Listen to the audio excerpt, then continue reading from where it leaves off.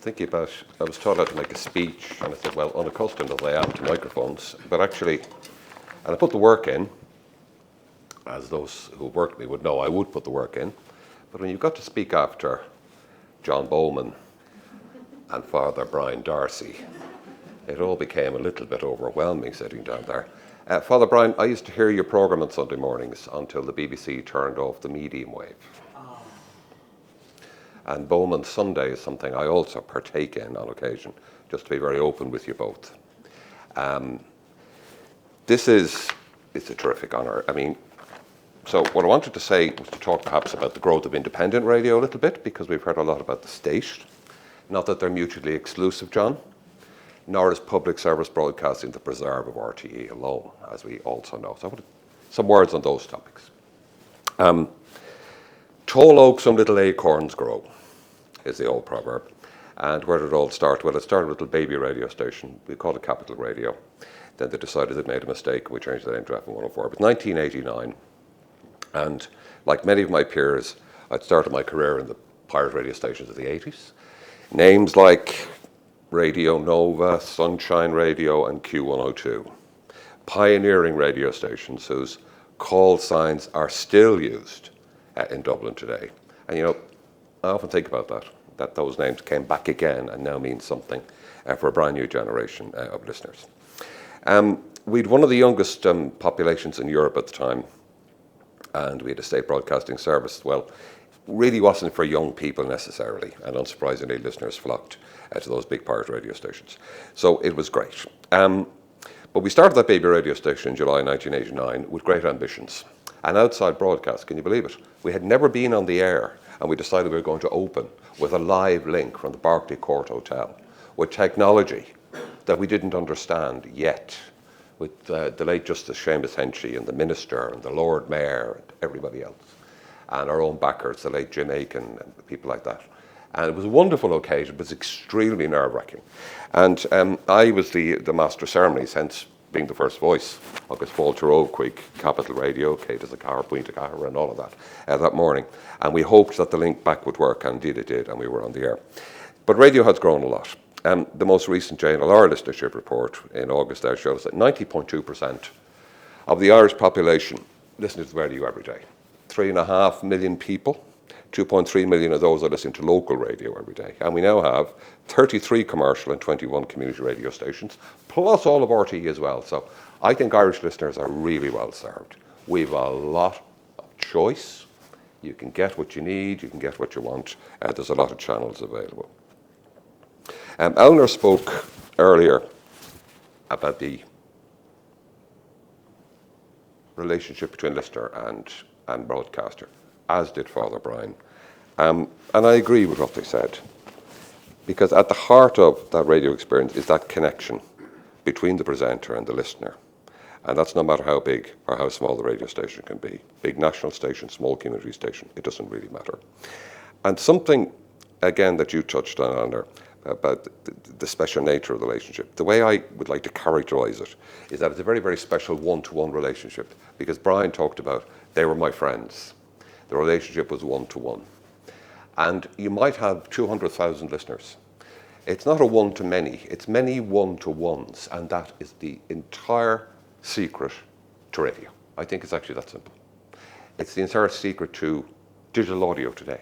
It's the relationship between that host and that listener, and it's one-to-one. And I think that's the magic. That's the magic that makes radio. And you know, I still believe that radio is magical. Don't we all agree? Radio is magical.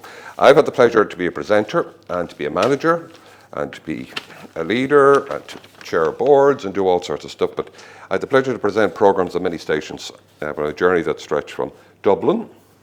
Took the long way around, Brian. Dublin to Bristol to Limerick and back to Dublin, as you do. That was the cheapest ticket, apparently. They were the stops. And back again onto Q102.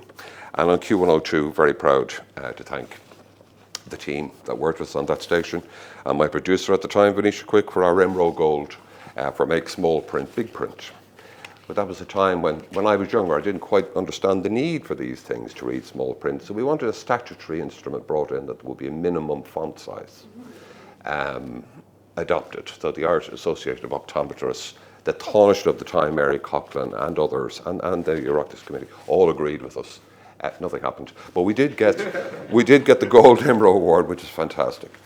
On the other side of my career, it's been a real privilege to contribute at a sectoral level. And it seemed to me always that a strict division between RTE and the independent sector made absolutely no sense at all. Really, because we're broadcasters. And over the years, I've worked very, very hard to build trust and cooperation across all broadcasters, focusing on what we have in common rather than the differences between us. I've been a board member of IBI for many years, only stepped down in January, and was chairman for 3 of those. We did lots and lots of good things with my colleagues on IBI, but if I could just briefly mention some of the ones of which I'm most proud. The radio gauge radio effectiveness research, which was groundbreaking at its time because we could actually show how being involved with radio with your message increased your awareness. Empirically, we'd never had this before. So this moved the game on. The Choose Radio campaign, where all broadcasters, independent and RTE, would mount an annual campaign to promote and highlight the medium with promotional activity on the radio and so on and so forth. And this is the initiative that ultimately led to the establishment of Radio Centre under the leadership of Kieran Cunningham just 4 years ago. And of course the Irish Radio Player. All Irish radio under one roof. Remember the ILAC Centre, John? That was our idea. Put it all in one place where you could get all the channels at one time. And the Irish Radio Player is now playing on a smartphone near you. As chairman of the Jane Law Management Committee, I worked with colleagues from IBI, RTE, IAPI, AAI and Comisiún na Meán, and we worked together with the most wonderful esprit de corps to deliver what is truly the largest sampled and most trusted media research in the Irish market, expanding the scope into digital listening as we renewed contracts over that term. So radio is in rude good health, I suggest to you. 90.2% of the population, I said, listening every single day. I think the other 10%, I think they just forgot, because everybody listens to the radio. 3 hours and 45 minutes listening time every single day. Gosh, that's weird. You mean nearly 4 hours? Yeah, but it's not all in one chunk, because that's what radio does. Radio is the soundtrack to your day and to your routine, with your friends, as Brian terms them. That's how it works. 3 hours, 45 minutes on average. Digital radio, digital audio, the exciting new frontier. It's all about digital audio. My former colleague, Brian McCarthy, sitting down there, told me a couple of years ago, said, "It is indeed, Brian. What do you want to do?" Well, it's all gone digital. Digital transmission, apps, the DAB trial that's on at the moment, testing all of that out, internet listening, all of these things. Well, radio is the big cat in digital audio. Did you know that? And that is a fact that could be borne out with data. Do not believe what you hear elsewhere. The biggest cat in digital audio in Ireland is Irish radio, independent and RTE combined. I want to thank the committee for this huge recognition. It's especially satisfying to receive such an honour from one's peers.